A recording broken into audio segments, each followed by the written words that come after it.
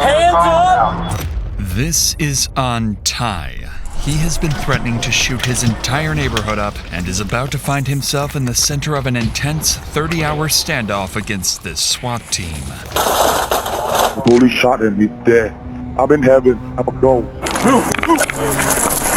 This is just one of the most horrific shooters police have been able to capture this year. Our team at Dr. Insanity has spent months researching to find all of the case files and body cams leading to the capture of these shooters, each of which have become national cases and took entire police departments and SWAT teams to take down. Viewer discretion is advised. Rex, get on your knees! Get on your knees! There's a lady in the house that shot firing out the window. More shots being fired right now.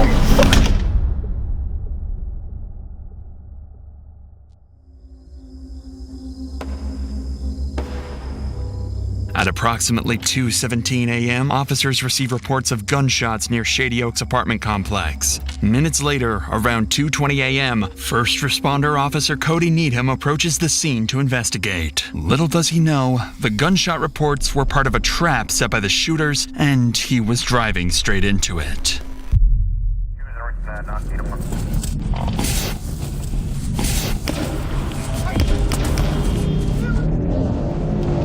I think I've been shot.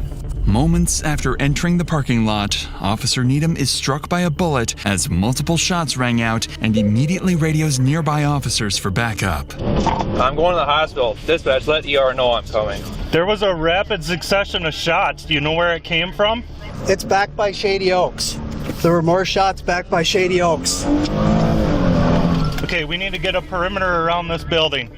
Multiple units nearby are now en route to Shady Oaks. However, the scale of police response will soon grow much larger, as officers realize the severity of the situation and the danger posed to the civilians. But for now, as backup units head towards the scene, Officer Needham speeds towards the hospital, still uncertain how severe his injuries are. I think I've been shot. Yep, come on in. I don't know what the Go in this room right over here. While Needham receives urgent medical care, backup officer Christopher Deason and other units make their way towards Shady Oaks. Completely unaware, they're stepping into a deadly 8-hour-long standoff.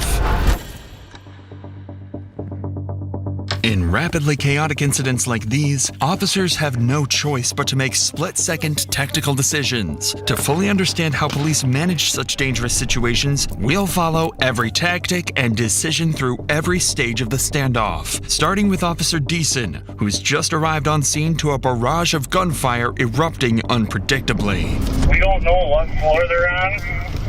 The shots were presumably coming up the front of the building.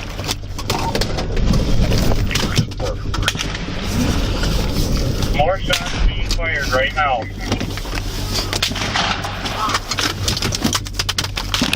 Go ahead.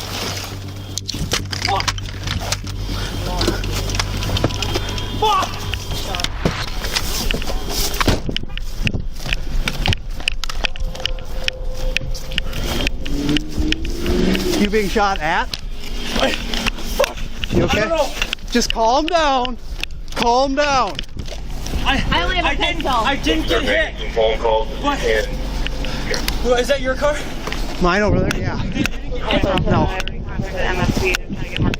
Officer Deason and other responding officers quickly take position behind a water pump house, located near the parking lot on the west side of the complex. But there's a more immediate worry weighing on the officers. Many civilians remain unaware and exposed, and every gunshot could mean another innocent resident being targeted. With dozens of innocent lives at stake, Officer Rasmussen and Tim Harves arrive near Deason's location on the west side, positioning themselves nearby to help scan the area and pinpoint where the gunfire is coming from. More shots being fired right now.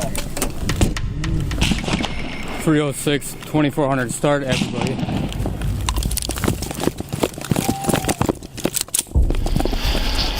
soon as I got around the corner out here, he started shooting at me. Me and Deason pull up here. It was what, 3-4 shots?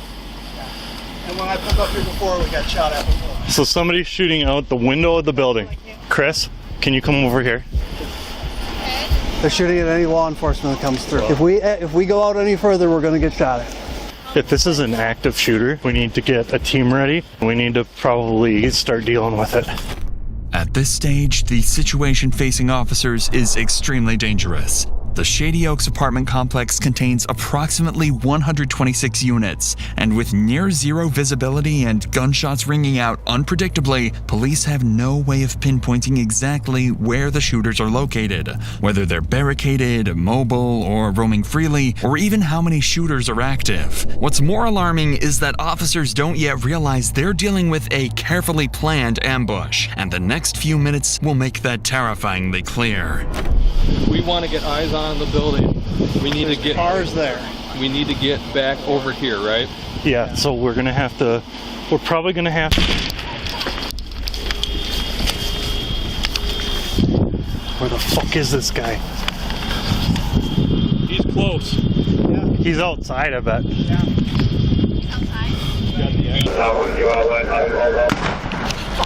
Okay. He's running across! You see him? Yeah, watch it. He's running. Where? Where is he running to? North or He south? ran that way, he ran that direction. Someone Running ran- south. I don't know if he got shot at or what, but someone just ran across the back lot. He's running. Towards the back lot. To the south. I don't know if it was him or someone that got shot at. Correct, they ran out here in that direction. Did you not see a fire? No, they're behind the trees here. Other side of the trees. What? Is that, you think that's a high-powered rifle? Or... Something high. Just calm down. Do not bowl me over. Shot at this house. It's coming from the front of the building. It impacted the road on the Middle 4th. One of the shots officers just heard was aimed at a resident who stepped outside the building, completely unaware of the active threat. He was struck and immediately ran away. With danger escalating and officers still unsure how many shooters they're dealing with, or even where the next shot might come from, their immediate focus shifts to two critical priorities. First, identify and engage the source of the gunfire. Second, secure the perimeter and evacuate civilians inside and outside the building to prevent further casualties. However, officers still don't have a key to access the building from any side, adding a major complication to their plan. So, to move forward, Officer Deason and Harves formulate a tactical plan. One group remains in position, carefully engaging and distracting the shooters to pinpoint their exact locations and number. Meanwhile, a second group cautiously moves around the perimeter, evacuating civilians from areas exposed to gunfire. The evacuation team is about to spread out and begin sweeping the west side of the perimeter. With the shooters' identities still unknown, they have to treat everyone they encounter as a potential threat. Come here. Hey, come here. You have a key fob to the building? Yes, sir. Okay. Are you okay? Yeah, motherfucker, shooting me. You're shooting me. I took out the sidewalk and stuff. Oh, you're very so scared. My life was surprising and breath. Say something. I heard it. I stand in my kitchen doing it. Here, go back to your car. Now. It's the second floor. So you think it's the second floor? I'm pretty sure it's the second floor on the far side. Okay. Go back to your car. Stay in there, okay? Officer Rasmussen manages to clear this first encounter with a resident safely, but as he moves further into the parking lot, he spots someone he believes might be one of the shooters.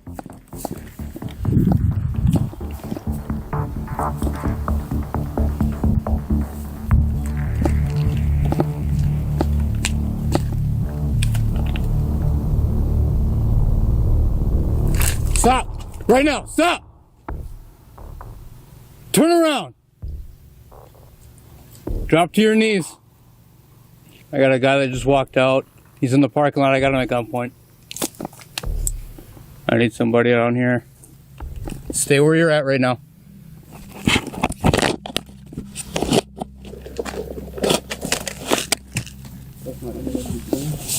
Okay, we got somebody shooting from your building right now.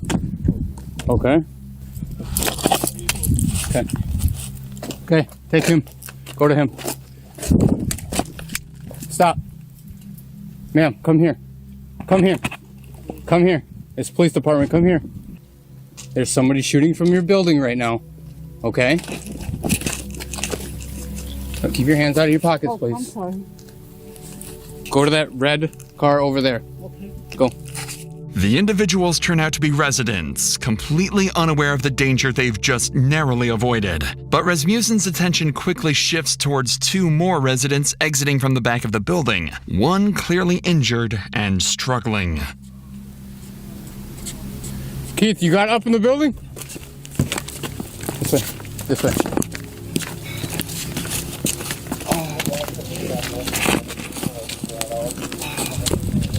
Okay, come on.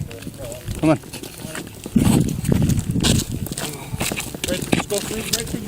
Okay, right here. Now, I handed my phone off, so I have no way back. Okay, well, you're not going back in anyway, so you're fine. Are you hurt at all, sir? Or just the one? Just me. Okay.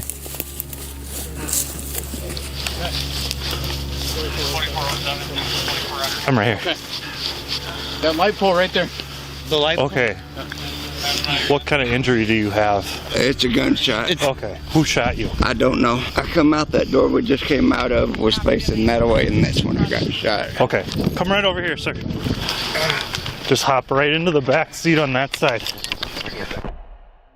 One of the civilians encountered by police is Shady Oaks resident Daniel Thorpe, the same person officers spotted running away earlier after being targeted by gunfire. Daniel is now the second confirmed victim following Officer Cody Needham. Unfortunately, they won't be the only casualties as the night continues. Okay. She has been hit. Get over here! Get over here! Get down on the ground now! By now, multiple SWAT teams have been requested to assist with the situation, but Daniel's close call underscores just how deadly the situation remains for the countless residents both inside and outside the complex. Many of them are still going about their night, not even realizing they're in any danger. Thankfully, Officer Rasmussen gained crucial intel from the woman he encountered outside the building. According to her, the shots appeared to originate from an apartment on the front side of the building, possibly on the second floor. But most importantly, she provides the officer with a key to access the building. With dozens of innocent lives still at risk, police urgently need to devise a plan to infiltrate the building and evacuate residents before the shooters have a chance to move positions, or worse, start targeting residents door to door. If the next steps aren't executed perfectly, the consequences could be catastrophic. With this in mind, Officer Tim Harves repositions to a parking lot near Giant Wash Skyline Express just southeast of Shady Oaks to meet with command, await incoming SWAT teams, and strategize their next move. We haven't been able to get... They were thinking maybe like second floor, but now Chris is saying there's movement on 7th, but there's movement all over if you watch those windows. Nobody's identified where or who. Once I get more SWAT bodies in, I'm going to start forming up some perimeter teams to take over on perimeter. I'm going to get snipers put up on the east side. Yes, yeah. So that they can kind of get all the shots have been coming from the front of the building. By this stage, police have gained important but conflicting information about the shooters. Witnesses indicate activity on the second floor at the front of the building, yet Officer Deason's group has reported suspicious movement higher up, possibly as high as the 7th floor. With these conflicting reports, the situation remains risky and unpredictable. So, to gain some control, multi-jurisdictional SWAT teams are now en route to help secure the building's perimeter, deploy snipers, and infiltrate the complex to evacuate civilians trapped inside. In the meantime, Officer Christopher Deason and his group continue to hold a critical position at the west end, actively scanning the building to pinpoint how many shooters they were dealing with and their locations. Shots fired, shots fired. Well, it was about 10 minutes. Yep. Just moving up to Southwest Quadrant. I'm sure it's entry on 1 or 2. Correct. Correct. Some are moving towards this.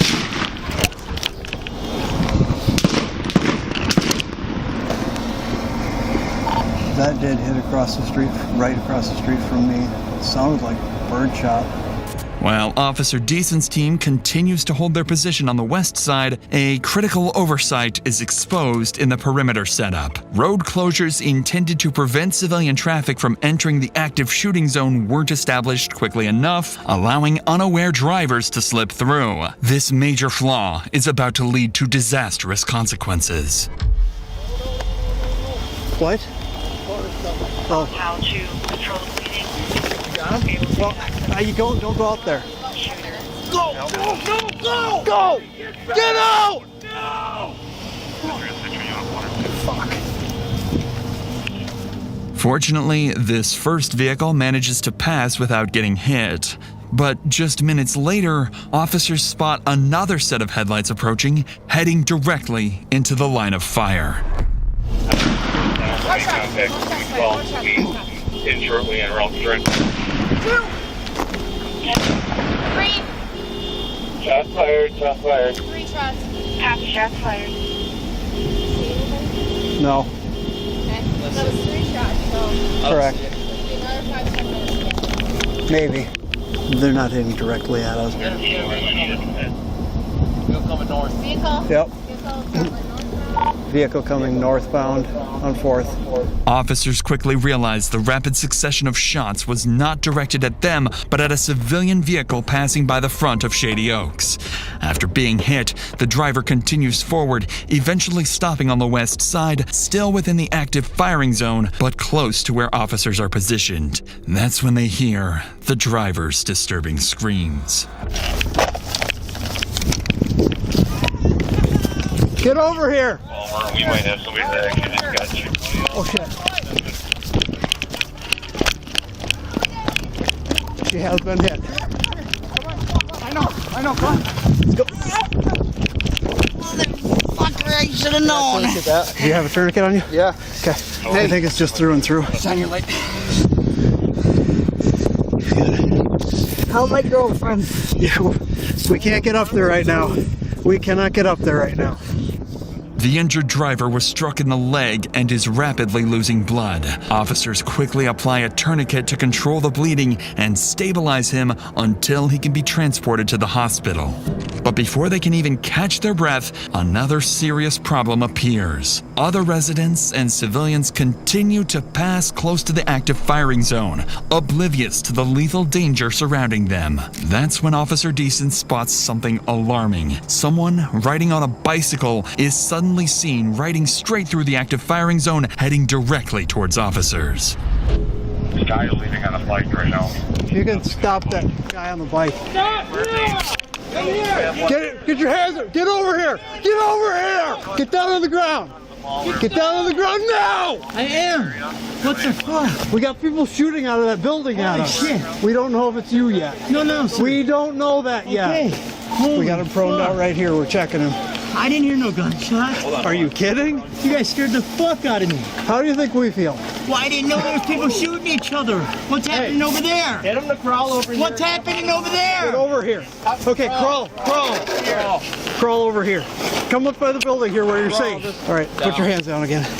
We just had somebody get shot out in the street from here. You have anything on you? No, sir.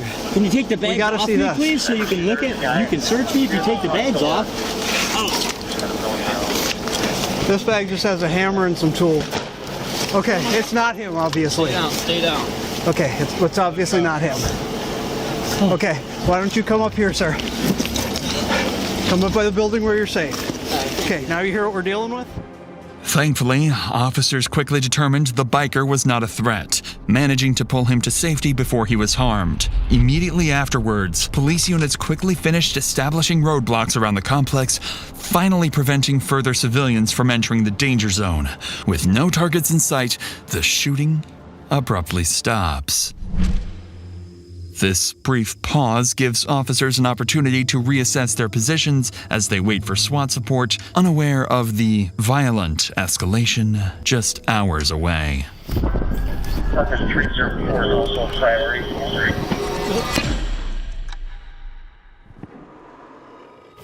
Do you think it's gone quiet because he just hasn't had anything to shoot at? Yeah, possibly.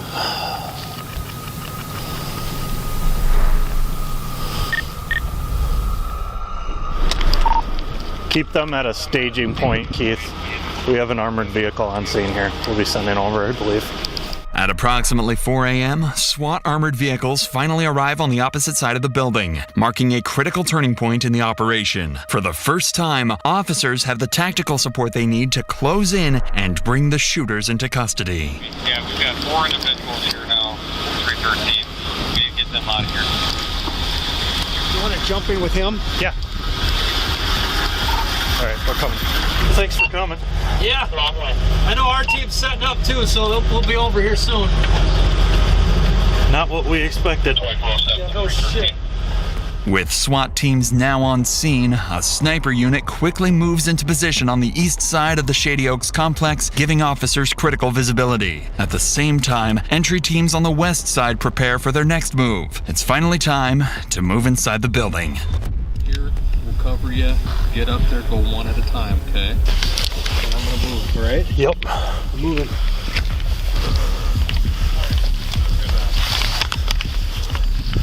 .306, we're by the dumpster where you were. What's your 20? It's gonna keep getting so. Go.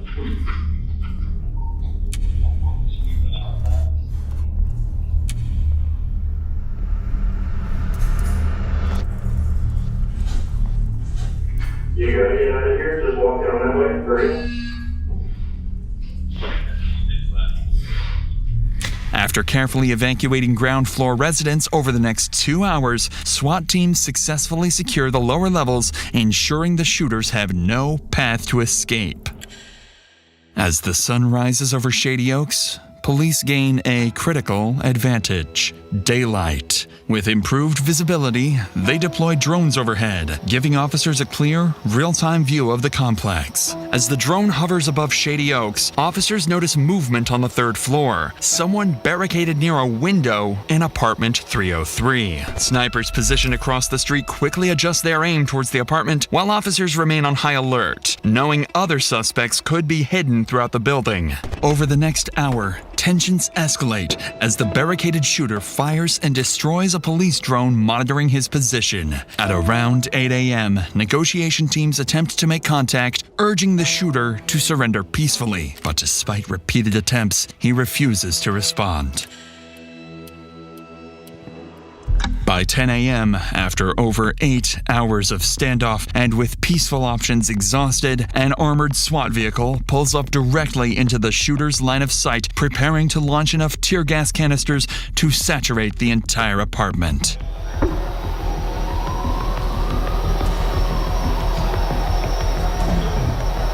Moments after the gas enters the apartment, the barricaded suspect moves to the window. For the first time, officers see his face. It's a young man, barely out of his teens, armed and ready to fire back.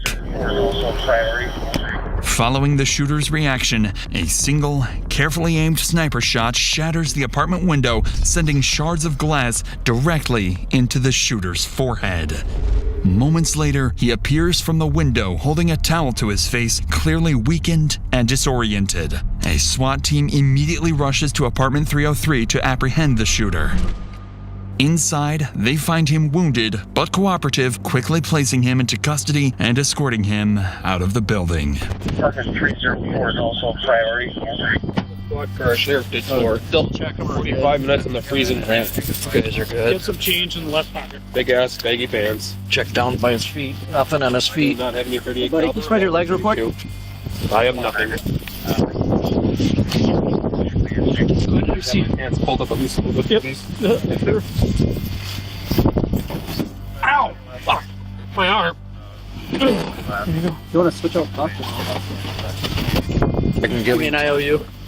The shooter is soon identified as Devin Matthew Wayland. Inside his apartment, officers recover multiple firearms, including the rifle used throughout the standoff. Officers continue to search the complex, and after a thorough sweep, they find no other threats, confirming Devin was the only shooter. As he is transported to the hospital for medical treatment, detectives begin rehashing details of the shooting. That's when they make a troubling discovery. The initial 911 call reporting fireworks had been placed by Devin himself.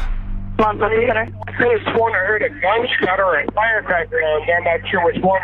Investigators quickly realized the call was a deliberate attempt to lure responding officers directly into his line of fire. Given the calculated nature of the ambush, they suspect that Devin may not have acted alone, that he could be linked to a larger threat, perhaps associated with an extremist group or a broader violent plan. With this in mind, detectives bring Devin straight into an interrogation room as soon as he is medically cleared, urgently seeking answers about his true motives and whether any additional attacks were placed. Hey, Devin. Hello. How are you? I've been better. Yeah, it looks like it. Feeling okay though? Is that okay if we visit? Yep. Okay. Now, let's back up to the day before the incident and just talk to us about your day and kind of what's going on. Everything seemed alright, everything seemed fine. But, Okay. These ex-friends of mine, they wanted to hang out with me, and it was gonna be his girlfriend's birthday, the 21st birthday, so they wanted to party and drink. Well, I do like political discussion. I like to see people's views and ask them why they think of that so I can respect them deeper and Like view them. political stuff? Yep. Okay. But it just turns out that they're ex-tweakers, and I think one guy was tweaking there. This guy's name was Seth something. And they're all like they're saying I'm getting in their face and screaming at them. I'm partially deaf from working in machinery. I said, I'm sorry, I'll get down on my hands and knees, I'll show you I'm not being violent. And this woman was saying, get on my man's face. And I'm like, I'm not on your man's face, I'm just saying, this is how I view about the situation, because how can I respect you? You've been nothing but nice to me, so she has until this point on. And Judd said, get off his face. I said, I'm not on your face. He pushed me. He was trying to fight me, so I fought him, and Jordan got on me and he tried fighting me, and he claimed he was trying to make sure there would be no fight to happen, but that was the last straw. And for some reason, I felt like because no one would believe my side of the story, I had my firearms out and ready to use, just in case anything did happen, which I didn't want it to, but I had an accidental discharge in my Mosin Nagant rifle and had one bullet for it. I'm not Which sure. kind of rifle was it? Mosin Nagant. Okay. It was a mental slip-up. I haven't been employed in a year. And my grandfather died 3 years ago. I just wanted it, and I didn't want to ever shoot a cop. That's why I surrendered. Were you aiming at anything throughout Just the the 75 cars, rounds? just the cars, trying to get the cops to come so they'd shoot me. I didn't want to shoot the cops, I didn't want to shoot anybody else, I just wanted to shoot the cars so that they would shoot me. But And is that from alcohol, or I were couldn't myself. It's against my own views. I would have to have somebody else me theoretically. So that's where that idea. I know it sounds really fucked up. I wanted to live. I tried telling myself this and that, but under last night's situation or ordeal, it just got too much to me, too fast. So, do you remember what exactly you told the dispatcher when you called in? It sounded like there was a gunshot or fireworks or some type of discharge, like some type of fire shot. So if you said the word fireworks, would you mean fireworks from a gun or actually fireworks? I don't know. Did I say fireworks? Or are you getting Well, you this? might have. I don't know if I did. Fireworks. I don't know if I did. Okay. Perhaps the most striking thing about Devin's confession is his description of feeling trapped between a desperate wish to die and an inability to harm himself, a psychological state commonly known as suicide by cop, where someone intentionally provokes law enforcement into using deadly force to end their own life. Following the interrogation, detectives determined that Devin Wayland acted alone, ruling out connections to any larger extremist groups. Devin admitted to intentionally provoking police to respond with deadly force, driven by anger and humiliation after an earlier confrontation at a party. Thankfully, the 3 victims wounded in the shooting, including Officer Cody Needham, would ultimately recover from their physical injuries. When Devin's case reached trial, Minnesota's Court of Appeals rejected the argument that his actions were solely driven by suicidal intent. Although Devin claimed that provoking police into shooting him was his primary goal, the court found his broader actions of repeatedly firing at officers and civilians to clearly indicate a deliberate intention to kill or seriously injure others. Devin's defense team argued that severe mental health issues were primarily responsible for his violent rampage, but the jury was unconvinced, finding Devin guilty of 3 counts of first-degree attempted murder and 3 counts of second-degree assault. He was sentenced to 50 years in prison. At 2 a.m. on March 25, 2023, Edgar Delgado enters Hard Rock Casino and meets 32-year-old Omar Garcia, where they spend the next 6 hours together drinking and having a good time. But by 8 a.m., something begins to anger Edgar. The tension rises, an argument bursts out, and Edgar grabs Garcia. Worst of all, he pulls out a pistol and points it directly at Garcia's head multiple times. But Garcia resists, knowing his life could end at any time, and physical altercations ensue. Then, for one last time, Edgar grabs Garcia by the neck and whispers something in his ear to the extent that Garcia stops resisting. Desperately, Garcia tries to disengage, knowing that this fight is not worth his life. But Edgar sees his chance and pulls out his gun before Garcia even has a moment to react. And seconds later, a single gunshot rings throughout the Hard Rock Casino. Garcia had little to no chance of survival. He was shot directly in the temple, and every passing second meant a step closer to death. Soon after, panic erupted in the hotel. Employees and residents scrambled to get a hold of authorities as dozens of 911 calls began pouring in. Immediately, a team of 100 officers was put together from multiple police departments and sent to the Hard Rock Casino and Hotel. Okay, well, let's go. We gotta go to the south stairwell. Let's go, Coach. 2 or 3, we're heading to the south stairwell now. South stairwell. Important to note is the fact that officers have almost no information on the situation itself. All they know is that there was a shooting, and now there is a man lying dead in front of the bar. They also know that the Hard Rock Casino is a massive complex with over 670 rooms, and that gunman could be hiding anywhere. 23, 201 and 203.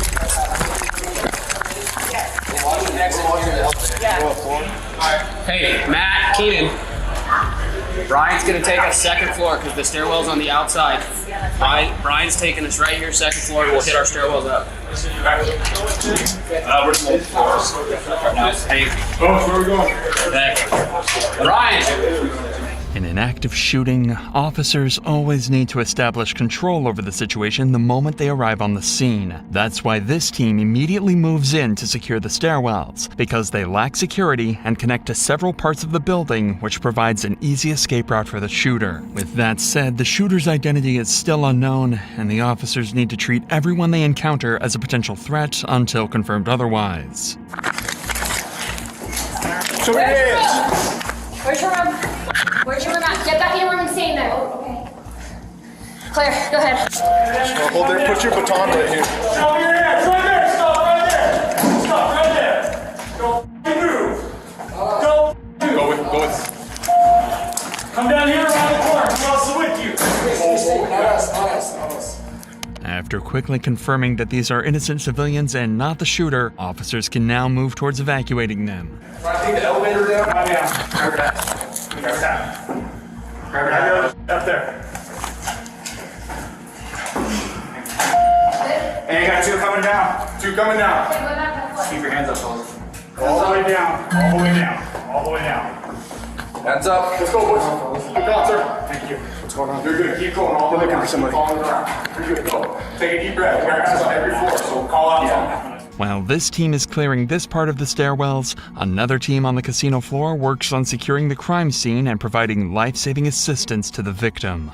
No, I ended up with the victim. You guys had fun. Apparently, yeah, where the victim was. You got one here. One along this column right here that you want to see. And then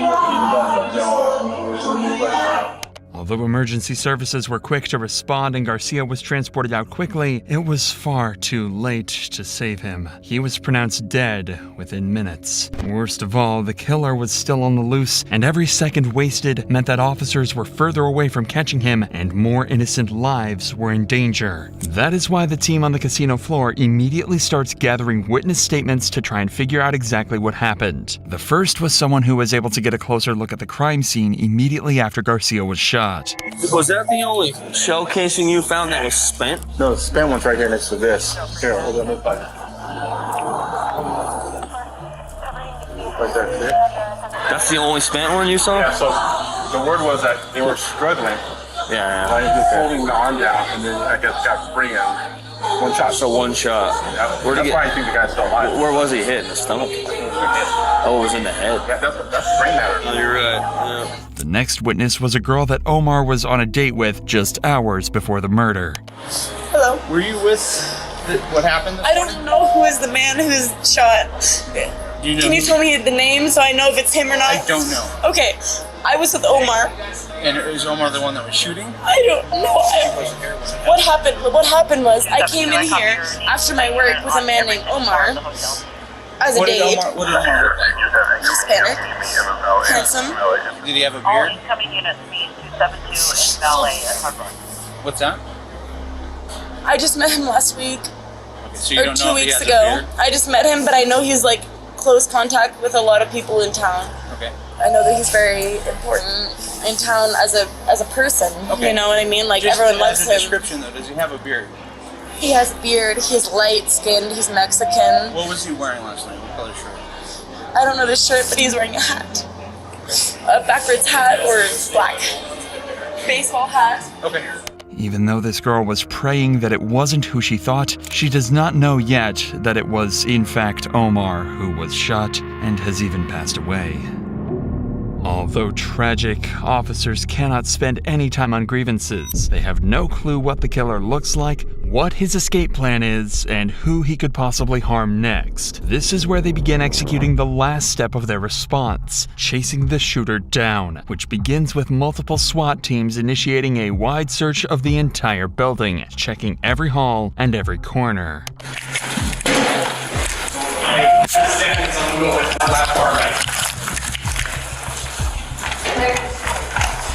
Okay, I'll hold. Keep pushing. Take a deep breath, Ellis. Yep. Good job. 202, we will be on floor 9.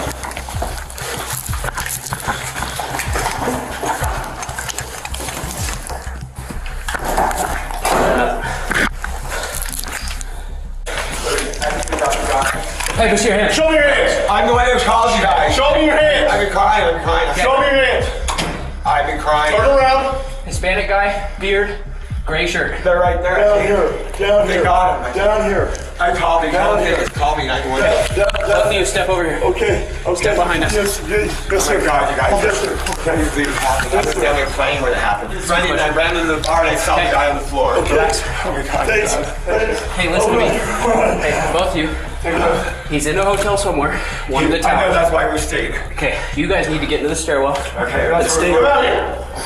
Dude's just peeking. Sheriff's office, come out now! Who's your hands? Come out.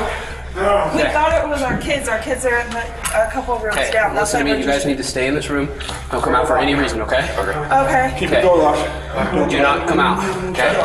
There's an active shooter right now. Stay in the room. At this point in time, officers do not have access to any of the CCTV footage, and it is difficult for them to find out who exactly the man is, let alone where he went. But getting their hands on this footage should only be a question of time. The security of casinos are often incredibly high, designed to quickly de-escalate dangerous situations like this, as we will come to see later in this video. Police at Hard Rock Cafe received intel that the suspect likely fled into one of the 5 apartments nearby on the first and second floor. Fortunately, this team you just saw cleared out the stairs and hallways, meaning more teams can rush into these apartments and look for the suspect. Sheriff's office, open the door. Show me your hands. Keep your hands up. Hey, we had a shooting downstairs. We need to make sure who's in here and who's not, okay? Go ahead, step right here. Keep your hands up. Just you two? Yeah, kids. Closet. Yeah. Say that for me. Yeah, so you need to stay inside, okay? Clear. Hello. I got this one. Hi, with Sheriff's Office. Everybody good in here? Yeah, we're good. How many people? 4. 4? Y'all here? Yeah. Okay, can we just check, make sure everybody's okay? Nobody's hiding? Awesome. Thank you, ladies. What a day, huh? What a day. That's all good? Yeah. All right. Unlock it? Yeah. Unlock the door. Open it slowly with your hands up. There you go. You no clothes on, of course. Yeah, all right, so we want you to come on. Just coming out for a second. Right here, we'll get you some pants, okay? Anybody else in the room? Go step over here. Okay. Is anybody else in there? No. All right, stand right there. Step over here. Can I ask what's going on? We'll get to it in a second. Shooting. Holy fuck, it's hot. Coming out. Clear, coming out. Am I okay to check out? Just go in the room and hang tight. Although the Fourth Amendment bars officers from warrantless searches under most circumstances, this scenario is an exception as it is classified as an exigent circumstance. Exigent circumstances exist in situations where people are in imminent danger, where evidence faces imminent destruction, or prior to a suspect's imminent escape, much like in this active shooting. But even with this privilege, officers need to pick up their pace, because only 2 of the 5 apartments on this floor have been searched, and the killer could be in any one of them. Sheriff's office. Open the door. Can you see your hands?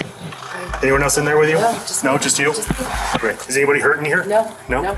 Okay, cool. We got walk. Just go ahead and stay in your room. Oh, here. Hold on. We just gotta make sure there's no. We just gotta make sure. Nobody hurting here.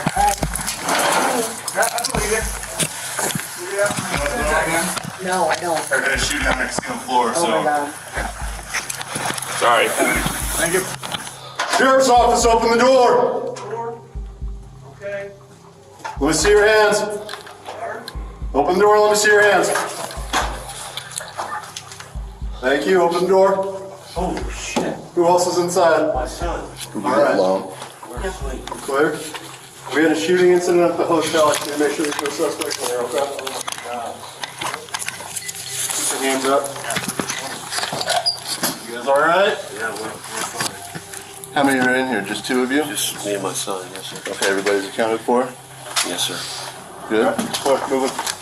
Even with such extensive manpower, SWAT is having a difficult time tracking down the killer. But they had 1 more apartment left, and the individual they came face to face with was someone who could very well be the killer. Sir, open the door. What's up? Sheriff's office, open the door. We're finishing this way. Open the door. I'm gonna break the door down and come in. Okay? We have a shooting. We're checking for people, so please open the door. There's me and my son. My son's in the shower right now. Okay, open the door. You're not going in the shower. I understand that. Open the door, please. What do you want to do? We're searching to make sure everyone is okay. Is that on? Okay. Yes. Did you just turn it on? Yes. Off or on? It's on. It's on. So I need you to open the door, sir. But if you're coming in with SWAT gear, like I've been sleeping. I just woke up. My gun is down and it's holstered, okay? I just need you to open the door so I can talk to you here and I gotta make sure everyone's okay that's inside the room, okay? We had an active shooter on the casino floor. Everyone's okay in here. Okay, I need you to open the door so we can make sure. Are you looking for somebody?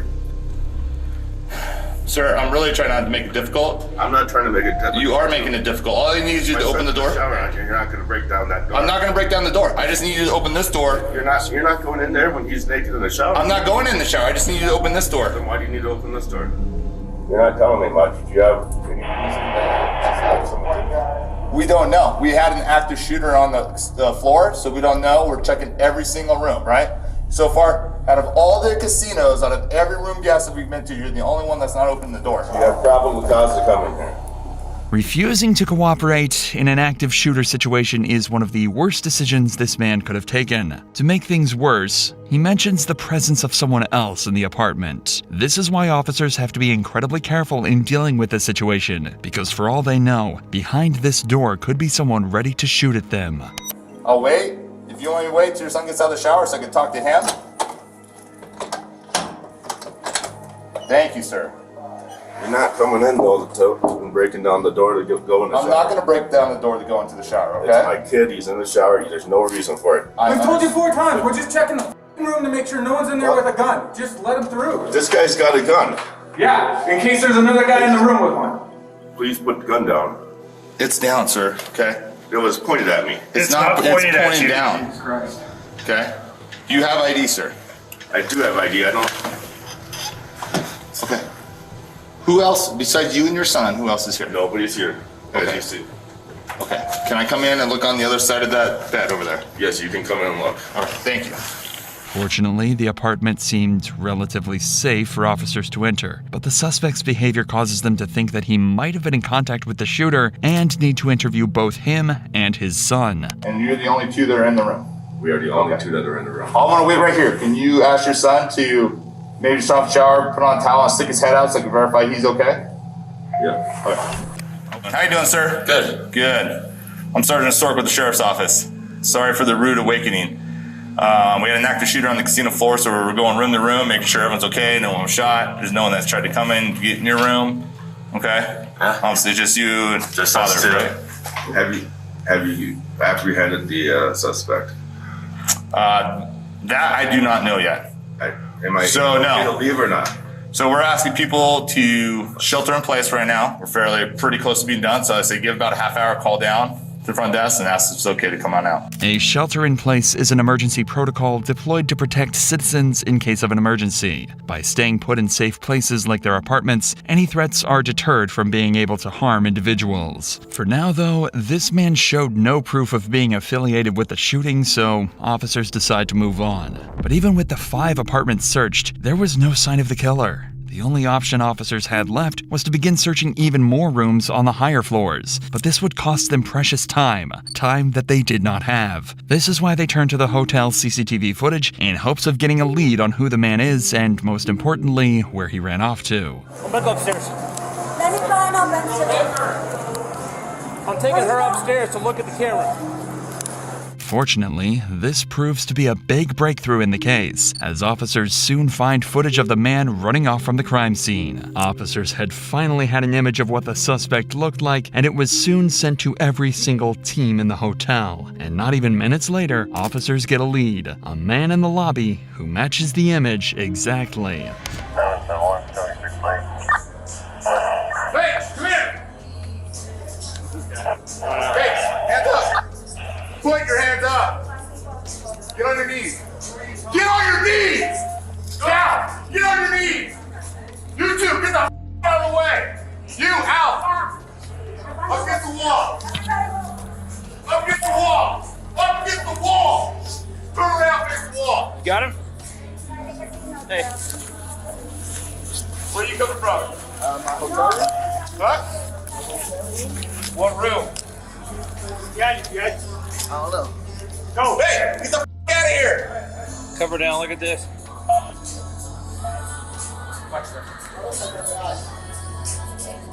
Yeah, this. Coffee up. I got it. One hand's on. Two hands on your back. Cross-referencing the image to the suspect, the two are almost an exact match. However, officers are still not entirely certain and need to have a closer look before taking the next step and arresting him. Hey, I'm take off. Hey, take his cap off.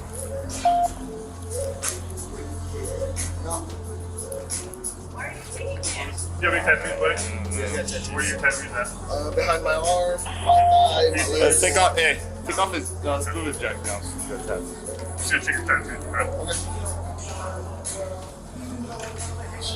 Check on the side.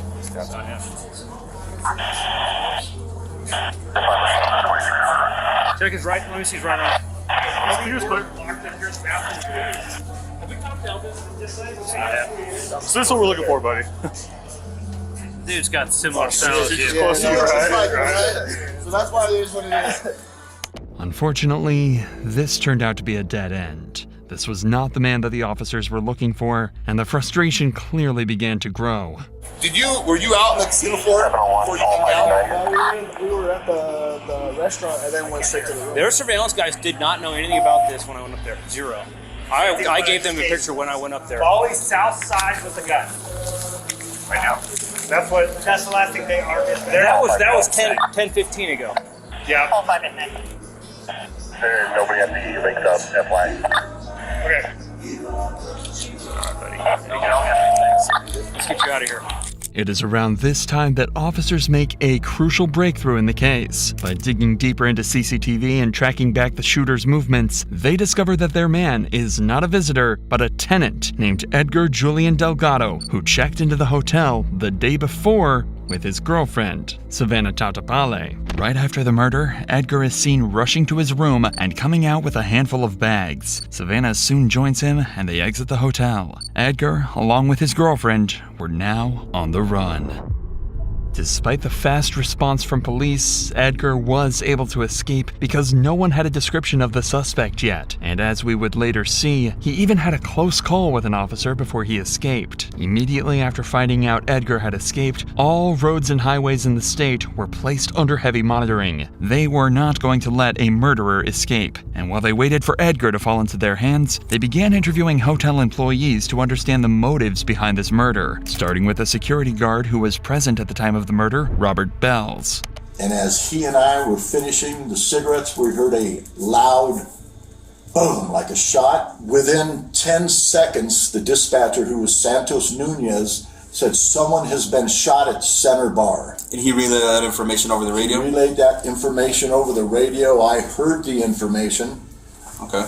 I stepped into the center hallway and proceeded down towards the Center Bar when I saw a rather large man, about 6 foot, 6'1", walking in my direction.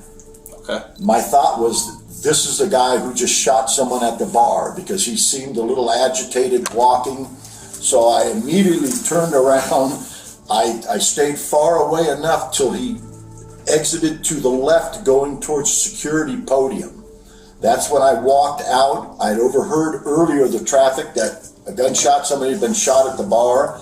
And that's when I walked over and I saw a man laying there in a pool of blood at the bar. From what Robert says, the killing itself was quite a big scene at the Center Bar. Yet the response was so slow that Edgar was not only given the time to escape, but pack his belongings before doing so. To make matters worse, Edgar actually walked in front of the security podium, the point at which the entirety of the casino's security cameras were managed by guards. Security likely decided that pursuing an armed suspect, especially one responsible for a shooting, was not a wise decision to make, and rather opted to keep tabs on his whereabouts. Regardless, it is unfortunate that Edgar was given enough time to escape comfortably. At this point, officers move on to the next employee, Noble, who gives more insight into what the two were talking about before Edgar pulled the gun. Were you able to hear what kind of conversations they were having, what they were talking about? Not exactly. I wasn't really processing. It was still kind of early for me. It was kind of background noise to me, but okay. They were, they were now, well, as they're being loud, was it a loud argument? Were they just being loud, laughing, joking? It seemed more like just kind of tough buddy stuff, I guess. More joking, I would think. In what way would you describe that, the tough buddy stuff? Comments like each they other? did mention they were starting it like, oh, joking, like I could kick your ass. No, no, you can't, type thing. Okay. And that's when, they started just scruffling up a little bit there. Do you remember who told who initiated that type of conversation? No, I can say for sure. Friendly banter turning into a murder is something highly unusual. There is a crucial piece of the puzzle that detectives are missing out on, and the only person who can give it to them is Edgar himself. But in order to catch him, officers have to be patient. They already know what his car looks like from the CCTV footage, and checkpoints have been set up on all roads leading to the Hard Rock Casino. This meant that it was only a matter of time before Edgar fell into their hands. And sure enough, hours later, Edgar's vehicle would approach one of these checkpoints near Highway 50. There was no escaping anymore, and officers could finally get the answers they've been so desperately searching for. Turn around for me, Edgar. No, towards me, man. Edgar, my name is Steve Schultz. Yep. It's nice to meet you. What's your last name, Edgar? Delgado Gallardo. Delgado? Gallardo. Gallardo? Gallardo is my maiden name, so I don't go by it too much. So you go by Edgar? Delgado. Delgado. Yeah. Got it. Edgar, I'm going to want to talk to you back here in the town of South Lake. Okay? That's fine. So the sheriff's department here in California is going to bring you back so that we might be able to talk to you. I don't have my glasses, so I can't see. Where are your glasses? I have no idea. They might be in my girlfriend's car. That's your girlfriend's car? Yeah. Savannah. What's her name? Savannah. Savannah. I understand. Okay, so I'd like to meet with you. I'm just going to have my partner take a couple of photographs of you. Where did Kruger? He is in Nevada or California? I am a Nevada detective. So I'm from the state of Nevada where the casinos are. Yeah. You're being held right now Detained in California, by or- the El Dorado County Sheriff's Office. Even though Edgar was arrested in California, he'll still be charged under Nevada law because that's where the crime took place. In fact, California police will need to send Edgar back to Nevada through a process called extradition. This is required by the extradition clause in Article 4 of the U.S. Constitution, which states that if someone commits a crime in one state and flees to another, they must be returned to the state where the crime occurred to face trial. This ensures that Edgar is tried based on laws of the state where the crime happened. And in Nevada, first-degree murder results in either life without parole or 50 years with the possibility of parole after 20. Now I understand that I can smell that you've had a little bit to drink. Okay? Yeah, a little bit. So I'm gonna give I've you. been drinking since we got into over there at 1:30, and I've been drinking till 7 a.m. Okay. So what I want you to do is I just want you to have a seat in that car. We did you a solid, right? Got you out, let you take a pee. Right? Yeah, you okay? I'm good. All right. I'm good for now. It is chilling to see Edgar act so nonchalant after taking the life of someone who wished to be friends with him. But this explains several of Edgar's mannerisms. The slurred speech, the lack of understanding, his stumbling while escaping from the casino, and most importantly, his sudden impulse to shoot Garcia. Although aggression to this extent stems from an individual's personal decisions, alcohol can often act as a catalyst. According to the NIH and WHO, alcohol is the most commonly associated drug with aggression compared to others that affect body function. This means that Garcia was murdered at the whims of a twisted drunkard, and Edgar needs to give them answers. But before an interview proceeds with him, detectives decide to interrogate his girlfriend, Savannah, in order to understand Edgar as a person, possibly giving them invaluable evidence to charge him with murder. Hi, Savannah. Hi. My name is Nadine. Nice to meet you. Jenkins is my last name. Nice to meet you as well. I'm a detective with Douglas County Sheriff's Office on the Nevada side. I would like to talk to you about what happened over at the Hard Rock that kind of led up to you being contacted by El Dorado County Sheriff's Office. Take me from the time that you arrived in Tahoe until the time you left Tahoe and tell me everything that happened from the beginning to the middle to the end in as much detail as you can. So we got here, we went straight to the Hard Rock. We parked in the front, we walked in, checked in, moved the, after we checked in, we went and we parked in the parking garage, and then we went to our hotel. We went up to the hotel room, and then we went down to the casino area and we had a few drinks, and then I was not feeling well, so we went back up to the room and I was puking, and then he left. He said he was going to be back in 30 minutes, and then I fell asleep on the bathroom floor. Okay. And then I woke up to him calling me saying, "Let's go, we need to leave." And I kept asking him what happened, and he just kept saying, "Let's go." I was getting frustrated. I was like, "Why? I'm hungover, I want to sleep, what's going on?" And he just kept saying over and over, "Let's go, let's go, let's go." And I assumed that he had been gambling and he lost money and he was mad. And so we grabbed our stuff and we walked to the car, and that's when we saw cops pulling up, and the cops told us, they said there's someone with a gun or someone got shot, and then he turned around, faced them, put his hands up, and I looked at him, I was like, "What are you doing?" And then I just said, "Babe, let's go." They just said, "Someone has a gun, let's go." And so we went to the car. It is likely that Savannah genuinely did not know why she was being rushed to leave in the heat of the moment. Unfortunately, due to Edgar's horrible decisions, she is now an accomplice in her boyfriend's escape. So either she tries to defend him and risk being charged as an accomplice in murder, or fess up and answer every question honestly, especially the ones about his past. How did you meet Edgar? How do you know him? We went to high school together, but we were never really talked in high school. And then I started working at a bar, and he is my boss. Okay, it's your boss. Mm-hmm. Okay.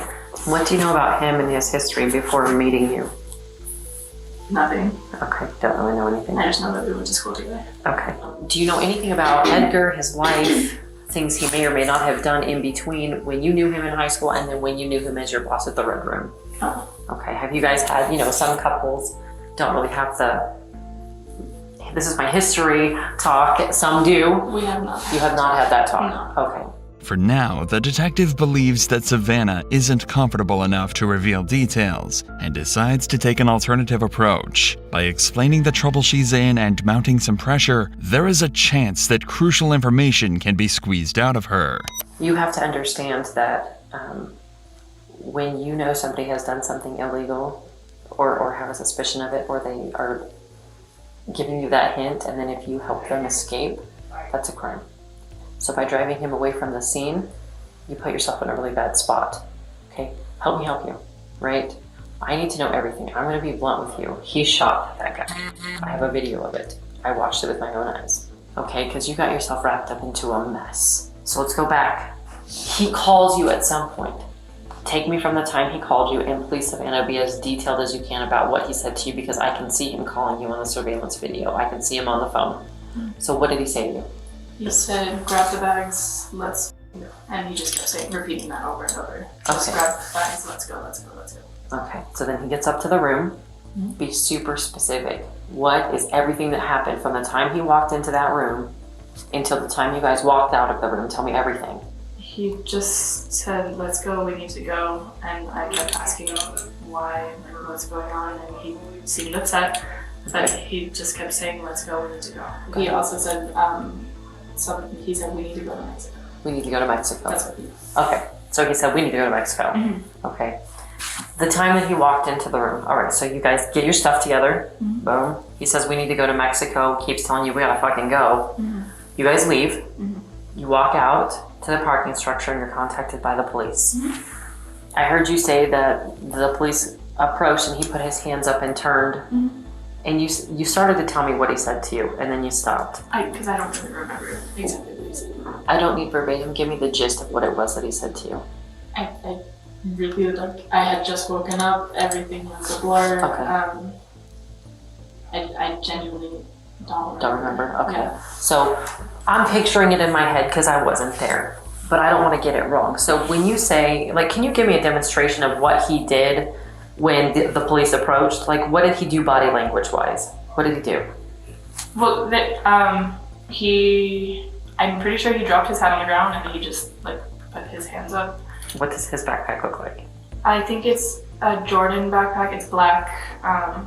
The only other things in the car were my bag, which is green, and he had another black duffel bag. The bag that Savannah mentions contains several of Edgar's items, including the weapon he used to kill Garcia. The black barrels towards me. Barrels. And then it looks like the mag and the gun are separate. Slide is open. Okay. And there's a magazine with it. So let's watch for trace evidence or anything on the barrel or anything like that. Got it. Hold on, I'll do it. It's a 26. So it's a Glock 26? Yep. This information is what the detective uses to not only make sure that Savannah is telling the truth, but to find out whether this murder was premeditated or not. Do you know Edgar to carry a firearm on a regular basis? Did you know he was carrying a firearm? I knew that he had it with him. Okay. I didn't know that he had it when we were like in the casino. Okay, so you were not aware of that. No. Does he generally carry it on his person when you guys go out? No. I guess I'm trying to wrap my mind around, sometimes people, like, for me, for instance, law enforcement, I carry it everywhere I go, nature of the job, right? Some people only carry it sometimes if they feel like there might be a problem, or they feel threatened, or it's a bad environment, or something like that. And other people carry it all the time, just in case, right? I know for a fact he doesn't have it on him all the time. Okay, so he doesn't have it on him all the time. Do you have any idea what would have prompted him to carry it today? No. When he came back to the room, did you see the gun in his possession? No. I saw it when we were leaving the hotel room, about to go to the car. And where did you see it at? I think he put it in his, box. I don't know if it's a gun case or what it is. Okay. So, I'm sorry, say that for me one more time. You saw it when you were leaving When the we- room? And from the room to the car. Okay, so He stopped and he put it in a box of some I sort? think it's his gun case. Under normal circumstances, it would not have been odd for Edgar to carry a weapon. This is because he worked as a security guard in Santa Cruz, and due to the nature of his job, one would expect him to be safety-oriented. If this were the case, detectives likely would not think that the murder was premeditated. However, the reality was that carrying a weapon was unlike him, as his girlfriend testifies. If anything, this has dug an even deeper grave for Edgar, since there are grounds to charge him with first-degree murder. But Edgar somehow makes the situation even worse for himself with the interview he gives one of the officers who arrests him. This would also be where we finally see Edgar's mental state during and after the murder. It's important for you to be able to tell your side of the story about what happened back there, and I want to listen to it. And I didn't necessarily want to do it here in the back of a police car, but since you mentioned that you have a gun and that it's in the car, I think it's important that we have the conversation. So but none of that is like, you know, why don't you hold accountable to me because you didn't tell me that before, you know? But all I gotta tell you is like, why don't you tell me your side of this? How did this happen? In the long run, and she knows too, like, I know that she's been wanting to do it for a while. She's been wanting to become like a police officer, you know? Okay. So we're okay talking? Yes? You're willing to talk to me? A little bit. Okay, a little bit. And like I said, anytime you want, Edgar. If I don't want to talk to you, that's it. You can say anytime during this conversation. You can say, "Hey, Steve." Like I've had family members talk. that are gay members, you know, and like I know the way it is. I get it in the streets. So I understand that you've had a life, right? I get that, and it's important for you to get your side of this out, what happened, why it happened, and I'm willing to listen to that. Immediately, the detective sets up a safe space for Edgar to talk. Considering the facts that he is drunk, these sort of questioning tactics have an instant effect on him as he begins to open up. Did you know that guy? I didn't know him. You didn't know him? What happened? I just remember we were talking for like a while, you know, and then like that's it. Like I just remember we met up. He was like, "Oh, like I'll teach you how to like fucking snowboard. I'll teach you how to skate." I'm like, I know the way she is too, you know. Like I was like, "Oh, like yeah, that's fine," you know. Did he do something that made you shoot him? I don't know. I can't agree to that. I can't dispute to that. I just know that one thing led to our next, and we was trying to get out of that parking lot real quick. And I realized she was asleep the whole night. She was asleep throughout the whole night. And I wish I was asleep that night too. Are you an armed security guard when you're a bouncer or no? No? So why did you have a gun on you today? You don't know? I appreciate you taking the time to talk with me, and I think it's important that you just get it out. Tell me the whole thing about what happened, what was said, why it happened. Slowly but surely, Edgar begins to crack. The tears begin to flow, and his consciousness starts to catch up to his actions. This seemed like, from what you described, it was kind of a spur-of-the-moment thing. Something happened. I'd like to know what. I wish I did.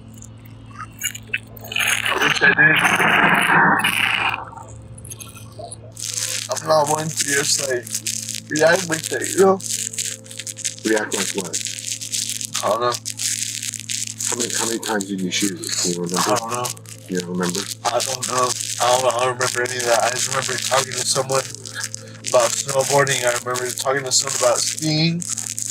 And I just remember like leaving, like, you know, telling to rush. And I just remember a bunch of ARs put it everywhere. And I remember like earlier, like in the night, like once we got here, cause like we headed out of Santa Cruz like pretty late. We headed out like probably like at 9, you know? Santa Cruz is like 4 hours away, 4 hours and a half away. And my girlfriend was the one driving. Like, look at the miles in the car, you know? Okay. We was breaking in that car, and we were having a good time. Okay. And I fucked it up again. How did you meet this guy? Just talking in the bar, something different? Just there. Like I had taken my girlfriend up to her room, to our room. I had taken her up to our room, and she was like, "You want to stay down there?" And I was like, "I don't know. Like it's Nevada. Like they don't have like like California, you know, you can't serve alcohol after 2 a.m. Yeah, I'm aware of that. And I was like, all right, like, I mean, it's Nevada. Like, I've never experienced that. I've never experienced Vegas. I've never experienced any of that. Like, it would be nice to experience that, like, for once. Okay. So then she was like, I was hoping you're out there because she was like throwing up. She was like out of it, pretty on, and like, because like she was driving the whole night, and I was like, I'll take care of you, you know. I decided to go back down, and I don't know what happened. I just remember it being like fucking this at the, like now, like I remember I was just leaving out of nowhere. Do you always carry your gun with you? I don't. You don't? My dad hates it. My mom hates it. Mom hates the fact that I own a gun. My dad hates the fact that like there's a gun in the household. I've never been raised with the firearm like that. With no plausible reason for his actions, there was no escape for Edgar. His actions were downright horrible and nothing more than him doing whatever he felt in the spur of the moment. Edgar's girlfriend Savannah went on to admit to the destruction of evidence as she lied about the presence of a gun when the two were arrested. She was granted a suspended 364-day jail sentence. As for Edgar, he pleaded guilty to first-degree murder and faced additional charges for the use of a deadly weapon. He was sentenced to a maximum of 55 years. On March 11, 2023, a peaceful morning descended into chaos in Steel Creek, Charlotte, as one man began a campaign of terror that has put an entire neighborhood in danger. But to understand how police got this schizophrenic man under control, we need to take a look at every tactic and technique the SWAT team used throughout the 30-hour standoff. It started at 6:45 a.m. on Saturday morning when On Tai walked into his front garden, megaphone in hand, and threatened to kill his neighbors on Briar Fork Drive. The clock started immediately when 911 started receiving calls from some of those neighbors. My neighbors threatened me, tried to kill me, tried to kill police. I have it on video. We were scared. Okay, and when you say he's threatening you, is he doing it in person, on the phone? What Yeah, is he? phone with a megaphone. He's out in front of his yard. Charlotte 911. I need police. I need to file communicating threats report. I'm working with CMPD crisis response team, and our neighbor is threatening us currently. Community Policing Crisis Response Team helps mediate disputes between neighbors and can often settle arguments without having to call 911. They specialize in people who have behavioral problems or those with substance abuse, and they've been involved with Ty on no less than 13 other occasions after his threatening behavior towards his neighbors. Unfortunately, this situation is much too serious for the CMPD this time, and the police have to step in for what will be their 47th interaction with Ty. He's at the door on a megaphone yelling.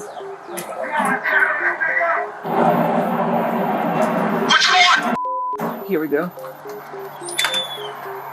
Good morning. How you doing? On has a warrant for his arrest.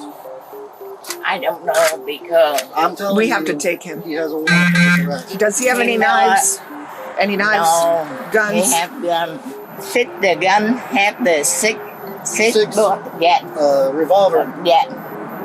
Where's He that has at? that? Yeah. Well, we're going to try to get out of his range in case he shoots. He can't see us to shoot.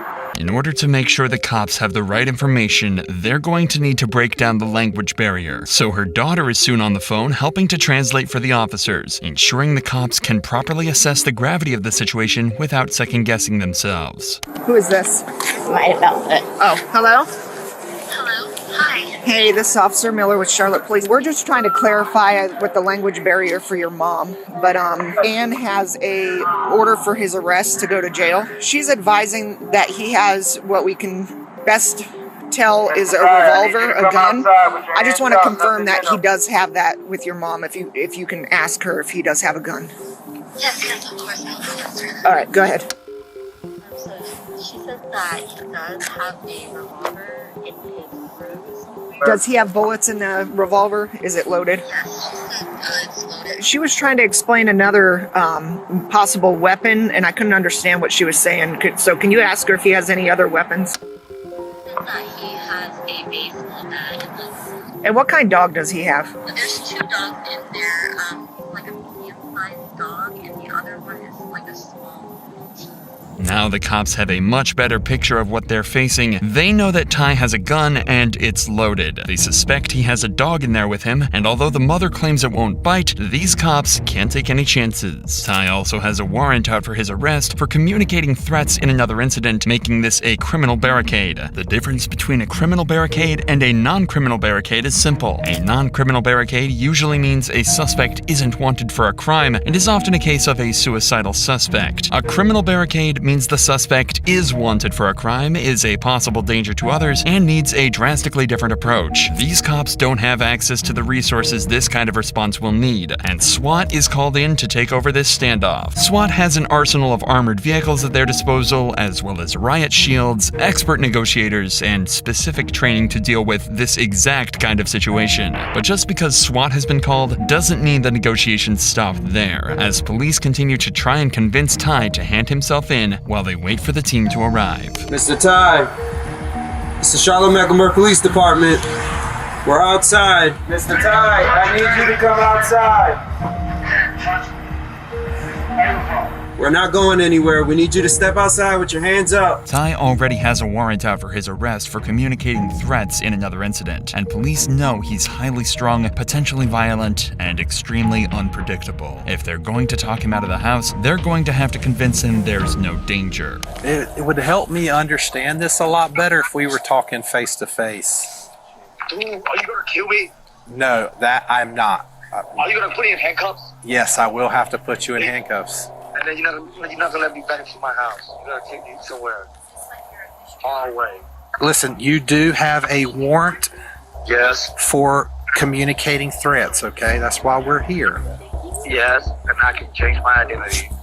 We have to serve that warrant, okay? That's just me. I'm not anti. My name is King Ty. I'm not in the business of lying, okay? I don't want to lie to you. I don't want to steer you in the wrong direction, all right? The trouble that you're in is very minor, okay? It's not a big deal. By reassuring him that he won't be hurt if he surrenders, the negotiator can try to prevent the situation escalating, or even turning violent. During negotiations like these, police will try to de-escalate the situation and keep the suspect as calm as possible. But in this case, Ty seems so unhinged that there's no way they can make him see reason. If things deteriorate any further, it's possible Ty might make good on his threats, and this situation could turn deadly.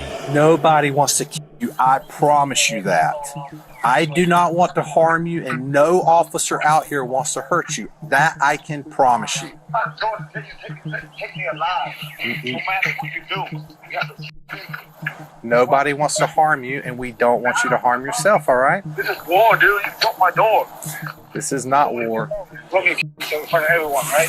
No, we do not want you to hurt yourself.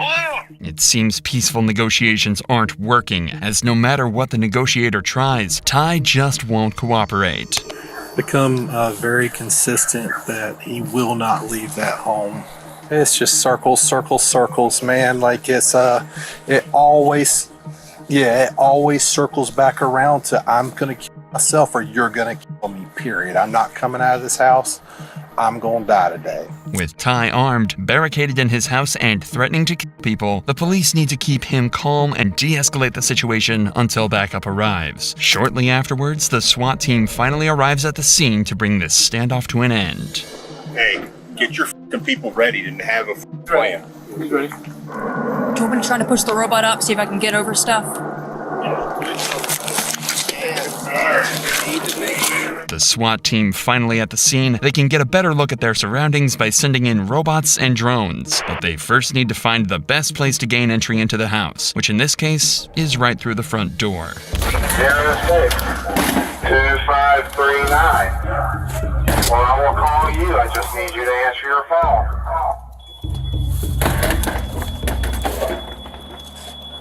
This is very important. Nobody is here to hurt you. We are only here to help. Your mother's worried about you. And we are here to make sure that you get the help you need. By By breaching the door, the SWAT team is trying to see inside the house. If Ty isn't willing to negotiate, then SWAT may have to force their way inside and face Ty in his own home. But this just agitates Ty further, and he closes the door in defiance. Once again, SWAT has no idea what's waiting for them inside, so they decide to break down the door again, only this time, they intend to rip it right off its hinges. Although this has made it easier for SWAT to enter the house, the negotiator's job is about to get even harder, as breaching the door has only agitated Ty further, and this standoff is threatening to spiral out of control. I want to myself. I'm not gonna be here and be cut home by some goddess who I don't even give a about. Leave me alone. Let me control the voice. Literally, the voice is controlling me, man. You are stronger than that. Dude, I'm possessed. You control the voice. Listen, I have faith that you can control that voice, okay? Okay, then let me do it. No, I'm just gonna myself and get this voice out of my head and go to heaven. No, don't let that voice win. I have no control over my mind, dude. I'm telling y'all, I'm under mind control, possessed. You are stronger than that, okay? You can do it, and we can help you. This could be some kind of manic episode Ty is experiencing, as he's definitely not of sound mind, especially when he's talking about voices controlling him. He's angry that his mother's front door has been destroyed, and the cops know they've made him mad. Their priority is to try and de-escalate the situation, so they try and convince him they'll fix the door after he hands himself in. But Ty's reaction is not what the cops were hoping for. My door, man. I spent an hour telling you that was gonna happen. I can't live here no more. The door can easily be fixed. We are poor. It's only me and my mother. Who's gonna take care of your mother if you harm yourself? Don't leave me alone. I'm not letting you take me alive. I can give your mother a number to our risk management, and our risk management can help fix the door, okay? And we all know that. Myself, but you can be. No. That's why I'm acting like an idiot. Nobody's hurting. Nobody said you're acting like an idiot. Listen. Well, you act like an idiot. You broke my door, so I'm myself. And I told you we were gonna do it. He hang up on you? We're now 5 hours into this standoff, and the house is completely surrounded. On the sidelines, police are trying to obtain an involuntary commitment order. These are issued to individuals who are experiencing mental health problems that impair their ability to reason. This would be the third time Ty has been issued with an involuntary commitment order. But despite how serious the situation is, they still can't enter the house without a search warrant. This is often a long process, but in this case, it only took a couple of hours after convincing a judge the warrant was absolutely necessary to help bring this standoff to an end. So now, 8 hours into this standoff, and with the search warrant in hand, SWAT started their meticulous operation to clear any obstacles from their path, a process they call tactical breaching.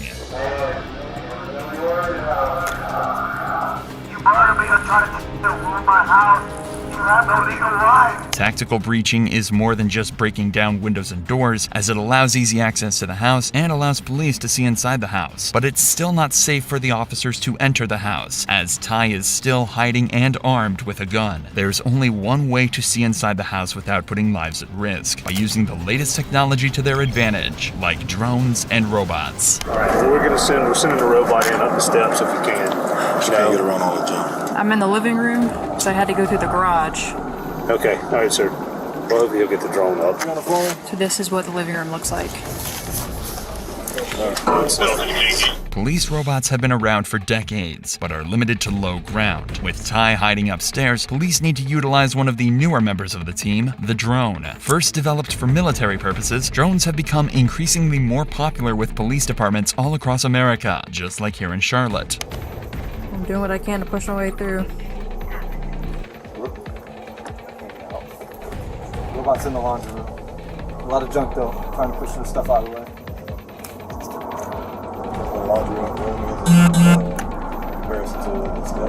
Yeah, she's got to go all the way around. Drones can reach places people can't and give police a bird's eye view of the upstairs of the house without a single officer being put in harm's way. It also shows how quickly a situation can go from quiet to dangerous in the blink of an eye.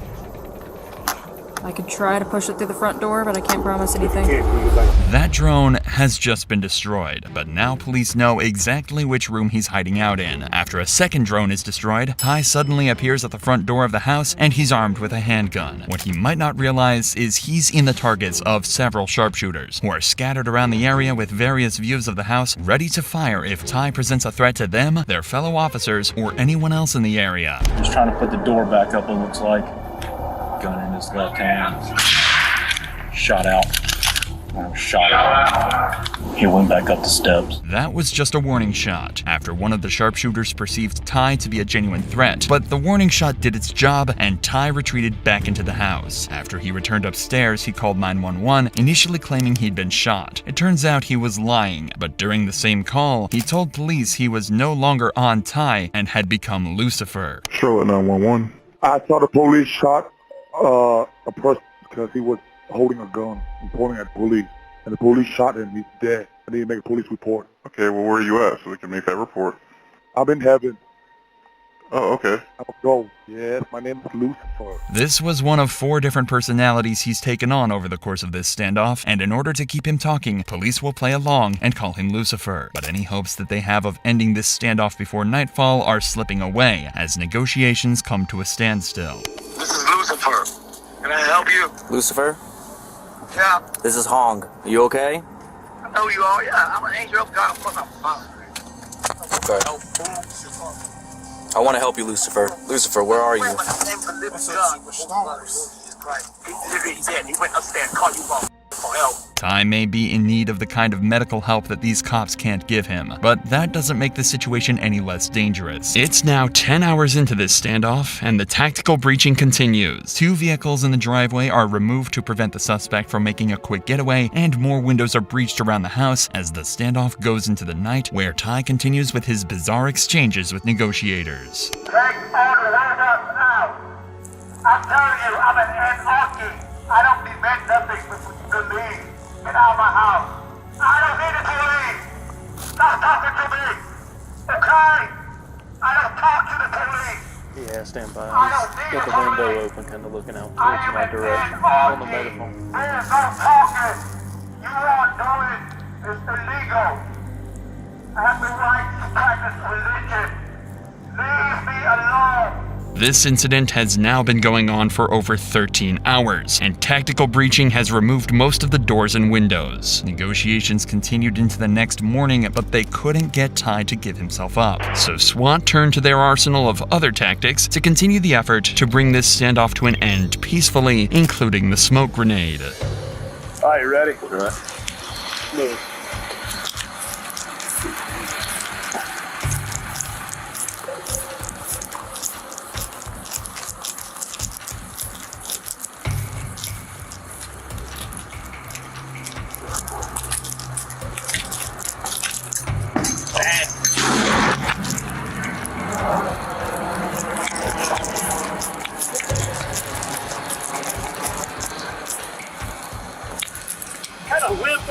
Was that? Smoke grenades can help create a visual barrier and disorient a suspect. The sudden, sharp sensory overload can lower the suspect's will to resist and encourage him to surrender peacefully. But the SWAT team isn't done yet and decides to enter the house to cut the power off. All right, good. Yep. All right, move, Shell.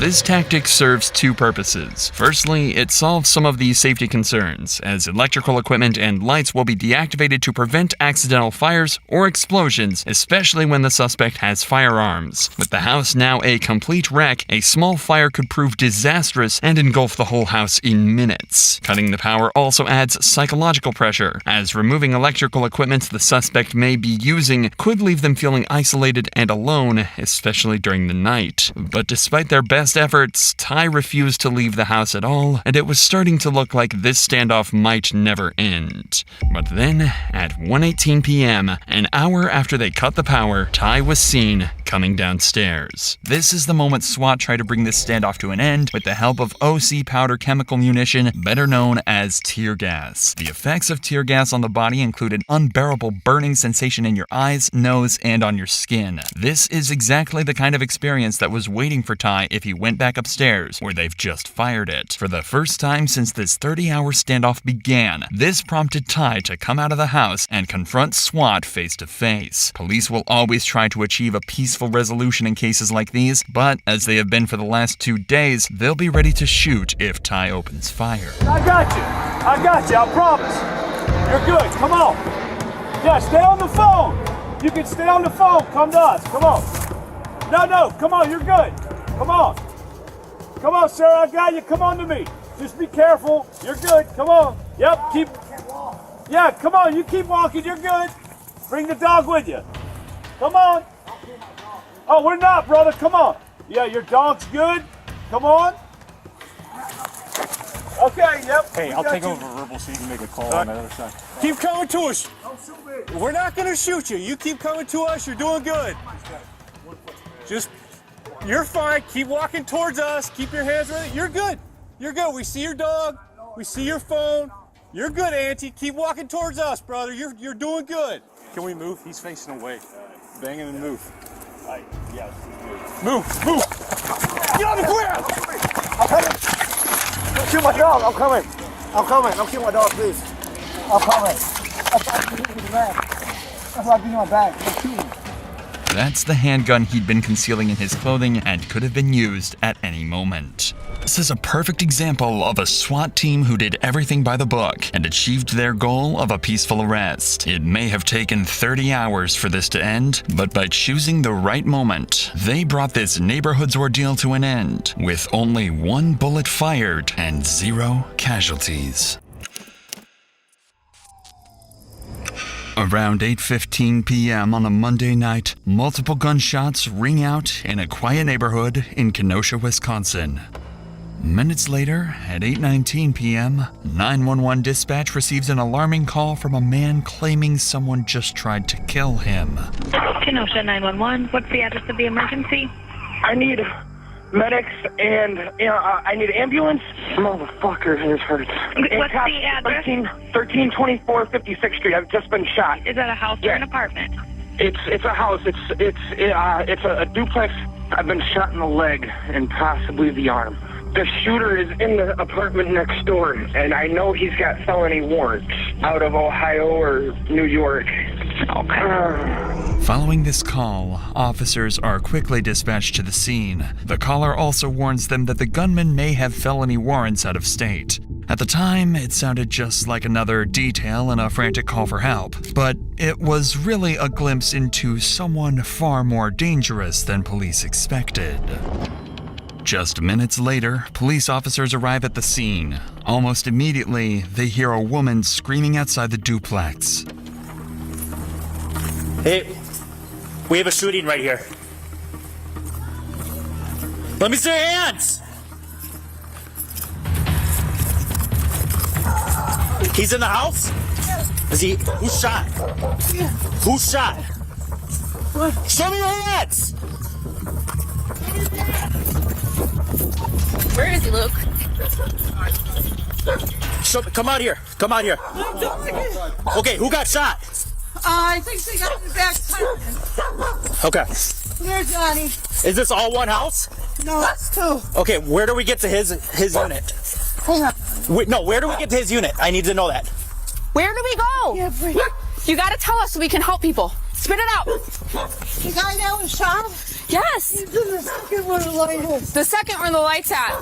As soon as officers make contact with the shaken woman outside, someone from inside quickly slams the door shut before they can get any answers. With the duplex having 2 separate apartments and multiple firing angles, police can't afford to wait. They need to move the woman out of danger and secure the perimeter. But just as officers begin pressing the shooter to surrender, things take a dangerous turn. Your hands! Let me see your hands! Oh shit! You guys! PD, there's a gun! There's a gun! PD, shots fired! He's in the house!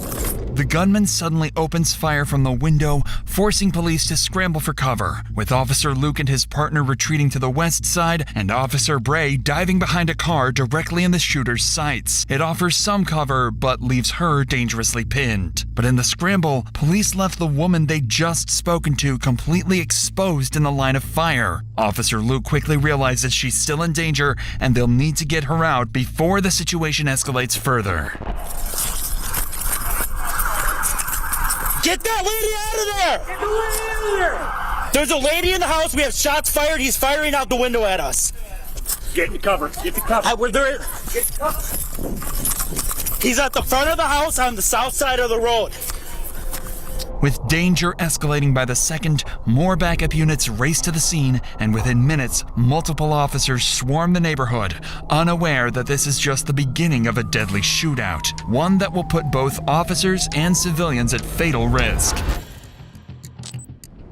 In these types of high-stakes situations, officers must make split-second decisions, and every choice could mean the difference between life and death. Over the next few minutes, we'll follow how they manage chaos and respond under immense pressure, starting with Sergeant Brian Miller and Adam Juergens, who are just arriving from the west and east side, while the gunman continues firing. He's at the front of the house on the south side of the road.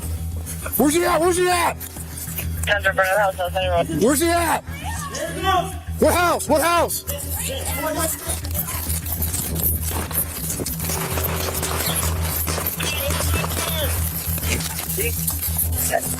Where's the stalker? What do you have? What do you have? There's a lady in the house. We have shots fired. He's firing out the window at us. Okay, come back. Can you come back? Which one? He's at the front of the house. You gotta come. The road. Ah, f***ing Christ. Tender front of the house, outside the road. Ma'am, you gotta move. Get out of it. Get moving.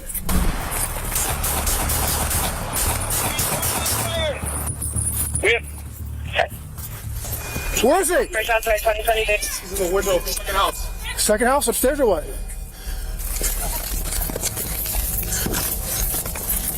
Where?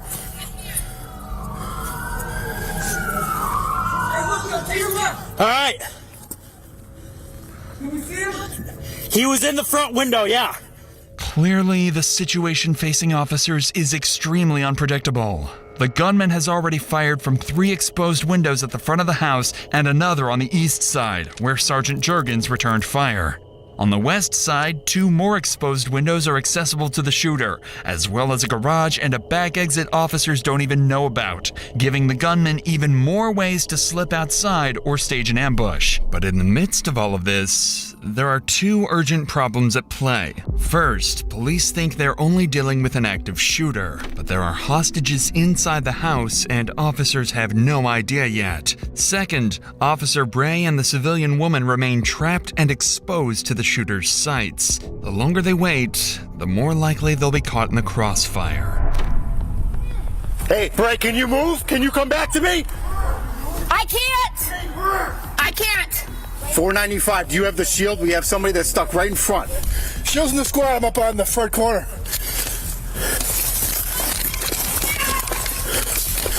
Someone get me a shield! Stay right there. Just stay behind the engine block here. I am. You got anything else? You see anything or no? Where's the suspect? Where's the lady at?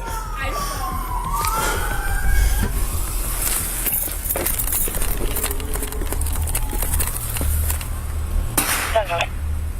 657 coming from the east. Hey. He's got my husband hostage! There are people inside? This revelation finally puts everything into perspective for officers. With hostages involved, it's clear that the situation is becoming much more complicated and a rescue plan is needed urgently. So with the stakes now higher, officers have 2 critical priorities. First, they need to extract the pinned officer before the situation becomes even more dangerous. Second, they must clear the perimeter and breach the house to rescue the hostages trapped inside. To move forward, Sergeant Adam Jurgens requests a shield as they prepare to move with the extraction plan. Hey, we need the shield up here. I got somebody stuck right in front of the house. I get the shield. We gotta get them out of there. Okay, we're coming up to you. Stay in here. Stay in here. You see her? No. You see her right here where she's stuck by the car? Yep. She's right over here. We have to get her out of that way. No, the house is this one right here. He was shooting right from the front window towards me. Says there's somebody in there, okay? Okay. So I think the priority is we have to go get Bray out of there because she's really stuck. So you tell me what you want to do from here. That woman is saying that there's 2 people in here and that this dude has a guy hostage. So, All right, hey, you come with me. yep, okay. Take your rifle. You just go that way. Good. Yeah, we'll go. Bray coming towards you, okay?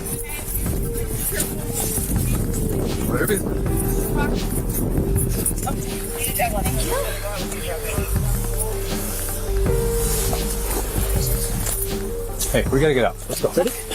Yep. Hey, you face out. I got it. Holy shit! Get the fuck out of here. Copy.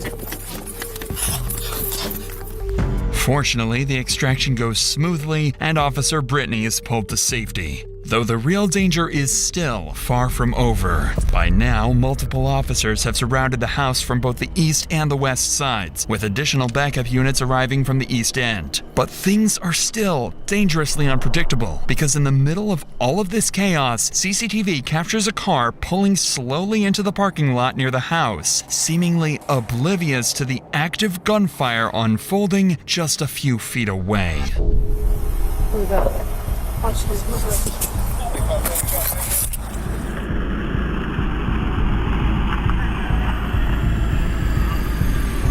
Who is this? Go away. Stay on.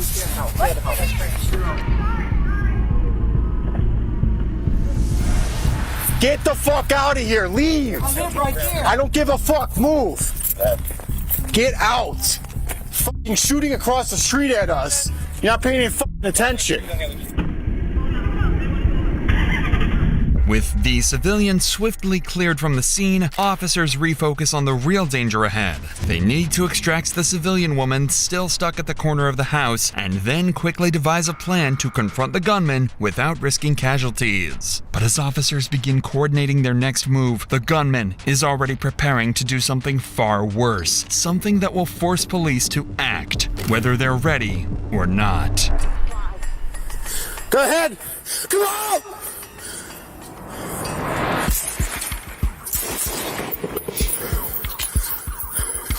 10-4, squad waiting ambulance correct. 10-4. Ma'am, are you hurt at all? No. Sarge, I got 4. Okay, so there's a woman that's in this corner of this house that's going to be at the northeast side. And she's kind of stuck right in here. I think she's right there. Did you see that? Did you see that? We can work a team to get her out. That's what we want to do next. You guys see anything or no? We have a female on this side just saying that they're shooting from the apartment out, I think on the east side. Is she okay to be injured? No. Do we have any idea where the shots are coming from? So when I was shooting, I shot towards the house, and it looks like he was shooting at this front window, this way towards Bray. Okay. Now I've seen him break windows, and I can see gunshots that are actually on like all sides of the house. So I don't know where he's at. Okay. We can see the train trains. We're gonna move up a little bit closer. There's a couple garages. We can take cover up. Right, more shots fired. Are there people inside? Those painful screams that followed the gunshot confirmed the worst. The gunman has just shot one of the hostages inside the house. Now, more than ever, officers know they need to act. If they wait any longer, more lives could be put at risk. With that terrifying realization, officers immediately scrambled to collect as much critical information as possible before moving inside to confront the shooter. They still don't know exactly how many people are inside, where the shooter is positioned, or who exactly they're dealing with, but that is about to change. We need to figure out if we have a hostage in there, and we gotta move. So she says there is. She told me that her husband is with the shooter, and those are the only two that are in there. Can we get phone contact? Can we get phone contact with anybody? We can get a name? Yeah, let me work on that. Ma'am, who's inside the house again? What's her name?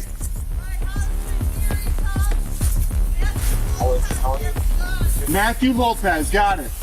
Okay, see what you got associated for Matthew Lopez in the house. This woman out here is saying that that's the gunman, and I believe that Gary Tubbs is the husband.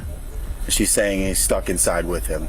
With the suspect name identified, officers can finally begin to piece together who they're dealing with, and what dispatch relays back raises serious concerns. According to their checks, Matthew Lopez is a registered sex offender. Even worse, the initial 911 caller also told dispatch that Lopez has felony warrants in Ohio or New York and is possibly using a fake name, though his true motives would prove to be far more complicated. With all this in mind, police realize they're dealing with an armed offender with a violent, disturbing past. But just as that information is sinking in, something completely unexpected happens. The supposed perpetrator inside the home picks up the phone and calls 911 himself. Hello? This is Kenosha 911. What's the address to the emergency? I have a hostage right here, and your fucking police officers are trying to sue me. I've already shot 2 people already. I'm not afraid to die. I'm going to kill him. And God, I got it right through the fucking back of his head right now. I see one guy. He's going to scream over me. This is the problem with the fucking police. I'm telling you guys want to play? Okay. I don't give a fuck. And I don't have much battery left either. So if you guys don't let me get this fucking battery, I got a fucking really itchy trigger finger, lady. And I still got 3 bullets left. Please don't. And how many people are in there with you? 2. The people that are with you, are they injured? Yes. Okay, where do they have injuries to? In his femur. In the femur? Fucking femur, because your officers kept coming in here. I asked them for simple demands. Both of them shot in the femur? The other man with the intruder is scared the shit out of me. You understand me? He's my neighbor. He's a fucking crack. Just like this guy on me one more time. Let's see if we get close. Let's do it right now. I'm going to hang up so that somebody can call and talk with you, okay? Okay, ma'am. Just make sure to answer your phone. Okay, dear. I'm trying to save you, dear. Okay, what do you need me to do, dear? Okay, hang up and then they're going to call you. It's your fault. I didn't mean to shoot you. Jerry, but you was looking down. Okay, above the lid. Above the lid. Okay, shut up. Although Lopez never explains his motives or makes demands, he does confirm he's already shot 2 people inside the home, and in the background of the call, a wounded hostage can be heard groaning, "He's gonna do it. He's gonna kill me."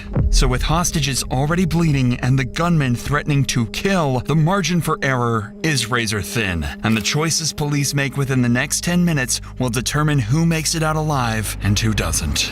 Watch that window! Watch that fucking window! Contact! Hey, hands! For now, the situation is becoming more hectic than before, and the longer police wait to make a move, the worse things will get. They have to get inside. We have a male on the phone saying he has 2 hostages shot, 2 already, and that he has 3 bullets, and the phone number is in the narrative. We still have him on the line. Here's what we're gonna fucking do. I'm trying to call this fucking clown. Let's see, baby. 553, I'm gonna move up to that truck, okay? I am. Stay by. Okay. Headquarters to 553. He has been seen talking with the male in the house today, stating that he's talking with an officer and that he shot people in the house in the theater. Well, we have the contact team. You got Pepsh and O'Neill and I. So if we have injured, I don't think we have to go in. Okay, you want me to try to call him first and see if we can work this? We can try to, if they have the medical, we're kind of fucking on that, so. If you can make the team, I think you're right. I think we're probably going to have to. You got a team. Yeah, we'll reach over there? Yeah. All right. Okay, one cover? Cover.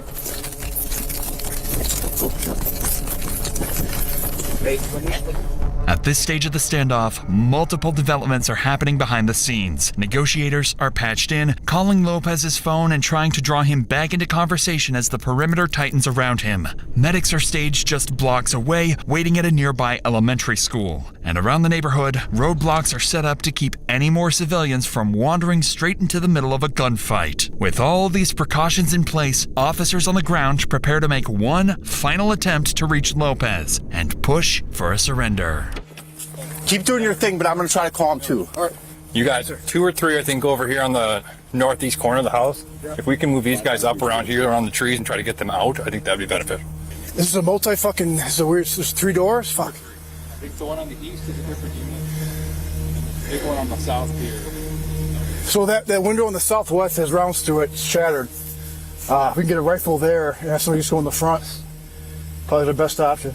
553-2's not working, so I need the phone number for this guy. 262-515, stating his name is Matthew. Please leave your message for 262.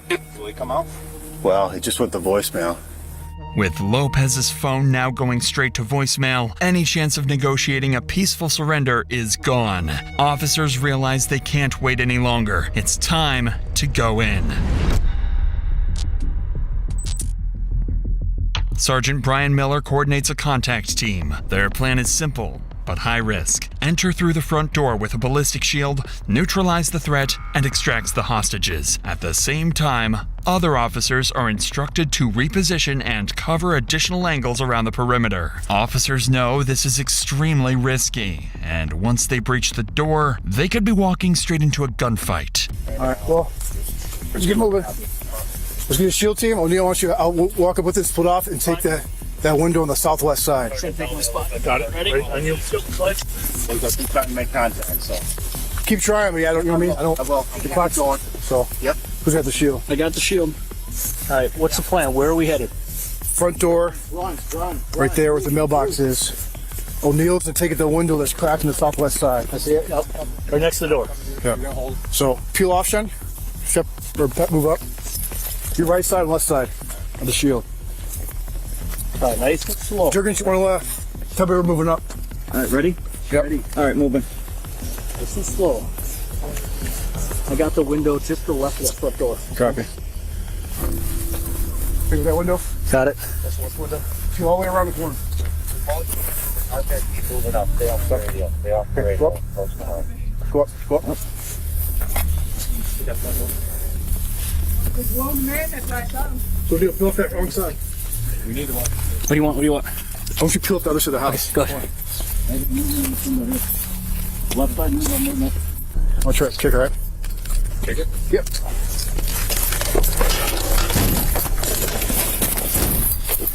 Contact! Left! He went left. What do you got? Hey, watch that window! Watch that fucking window! Watch the window! Hey! Hands! I got him! What do you got? Where's the shooter? What do you got? I don't know. Get here. Get your hand. As police barge inside the house, they find 2 severely wounded men, both lying on the floor, bleeding and barely responsive. It's not yet clear who they are, but both appear to be hostages suffering from gunshot wounds. However, the situation is still far from under control. Beyond this room, there is still a kitchen area, multiple bedrooms, as well as a basement. And with the shooter still unaccounted for, Lopez could be anywhere. This dude's right here. Right here. You find that. Stop. I need light. Someone give me light. I got the hand. Give me light. I got the hand. Yeah, hey, we need to drag him out. Done. I got it. Okay, come on. Or push up. Bring men up. What do you want? 657, we got med en route. Hey, drag him out. He's probably got a gunshot to the leg, maybe? Nope, he's got a headshot to the wound. Hey, we need to find, they said there was 2 injured here. All right. 1, 2. All right, we're here with me. Rest through the house. 5-7, we got 2 apparent with bloodshots to the head. All right. Keep the stage for a minute, we gotta clear the house. Who's got a stroke? That's me. All right.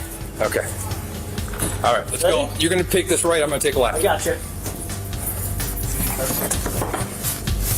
I'm holding on kitchen. Give me one. I got you, ready? Check behind there. One. Hold on. Hold right there. Okay. Room clear. Room clear. Okay. I got closed door to my left, kitchen opens up to the right. Okay. Switch out. She'll go first. I got light on in that room under there. Alright. Alright, I got open door right. Leads to, it looks like a back exit door here. Alright. We can go. You want to Go up a little bit. Alright. Hey, give me one guy. Yeah. Where does this lead to? It might go to a basement, I don't know. Okay. So just move this. Just go up a little bit, see if that goes out to us. Basement. Closed door. Hold on that. I got it. Hey, Dave. How many people are we still missing right now? So, alright, what they told us, they had 2 hostages. Okay. So far, we got 2. So we both gunshot wound. We don't know about anybody else. Okay. So all 3 people are accounted for? No, just 2. There's 2. Hold that. Alright, O'Neal, just cover me. Alright, just hit that door now. Ready? Yep. Locked. Okay. With the basement door being locked, a major complication faces officers. Basement entries are some of the most dangerous spaces for law enforcement. The narrow layout, blind corners, and poor lighting make it almost impossible to clear safely, especially when a suspect is barricaded inside. If Lopez is down there, officers could be walking straight into an ambush. So instead of forcing the door, a sergeant makes the call to hold the basement for now and shifts the priority to secure the outside perimeter, confirm whether the gunman slipped out or is still hiding elsewhere on the property. Officer Eric Glaum heads out to check the exterior, and that's when they hear someone in the garage. You guys over here? Yeah, just come with me. That's it, house. Just hold. Someone hold there. Rod, I got it. Are you guys in the garage? How many people are in there? Just you and the 2 dogs? Can you leave the dogs in there and come out? Okay, we're gonna open the door. Okay, just make sure I can see your hands. All right. All right. Okay. Bring. Who was all inside the apartment? My husband, Gary Tubbs, And who else? Matthew Lowe. Is there anybody else we don't know? Is there anybody else that was in there? No. Okay. Ma'am, why don't you... Dewey lives in the side apartment. Dewey? The one that got shot. Turns out the civilian woman from earlier managed to run and hide inside the garage. According to her, there's someone else still inside the house, in a different section of the duplex that officers haven't cleared yet. Until now, all attention has been focused on the front unit and the basement, but the layout of the home is a 2-unit structure, with the second unit still unaccounted for. But before Officer Eric Glaum can relay that information, Sergeant Brian Miller is already patrolling near that side of the house, unaware it hasn't been cleared. What door is that, do you know? You don't know where it's at. We don't know where anything's at. Okay. Just clear where. This is the... That should be the living room. This should be the second floor. It's the kitchen. Blue! That's the living room? Living room? Living room? Kitchen. Kitchen. All right. What we got here, no? Yeah.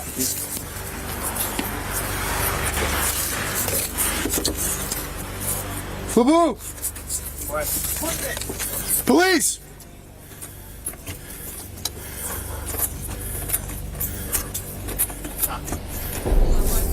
One person up.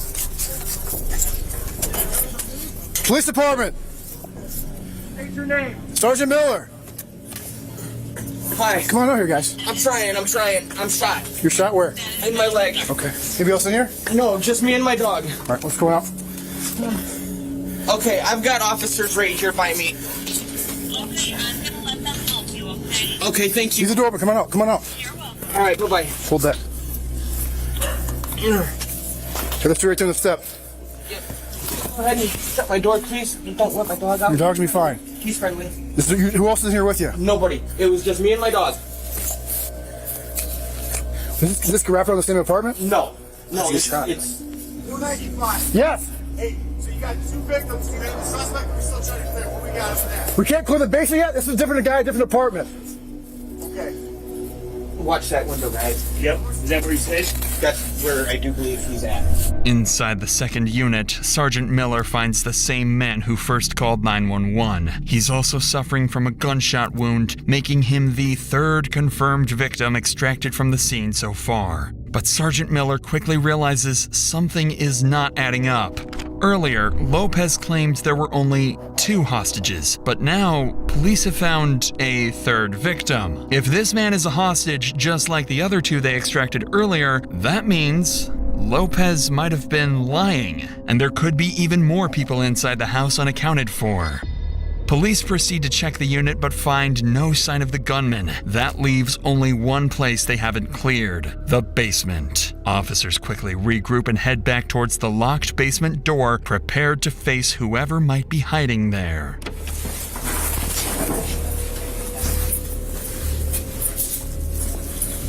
Ready?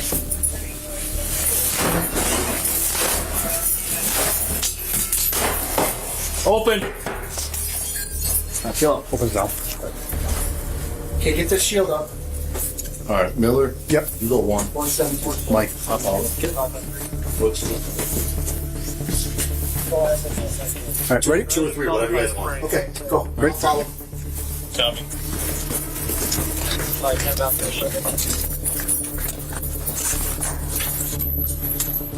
Okay, I'm gonna move up into the door. If you want to take to the left Okay. here. You got more up here. Okay, just slow down, Eric. Let me clear this. All right, I'm on you. I'm 1. Yep. Ready? Blue. Go to this side. Okay, there's a dead corner here I can't clear yet. All right, I got you. Fuck. See that top corner I'm talking about? Yep. All right, let me peel off. Okay. I'll peel off this left side here.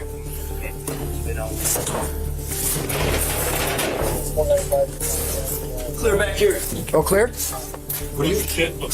So we got a big room to clear. We could probably use one more. All right, you got 2. You got 4. You got 4? Yeah, you got 4 total. Okay, Eric, I'm gonna go 1. I'm gonna go right, okay? Hold on this door. All right. Moving. I got this door here. Someone check that corner. Miller's got the corner. I'm on you. Corner's good. That's good? Yep. Okay, I'm gonna open this door. Mike, I think this is the cellar door. Blue. Dead space. Officers go on to clear the rest of the basement with no sign of Lopez or any additional hostages. For a brief moment, they believe Lopez escaped during the chaos and could still be at large. That changes when one of the surviving hostages gives a description of the suspect.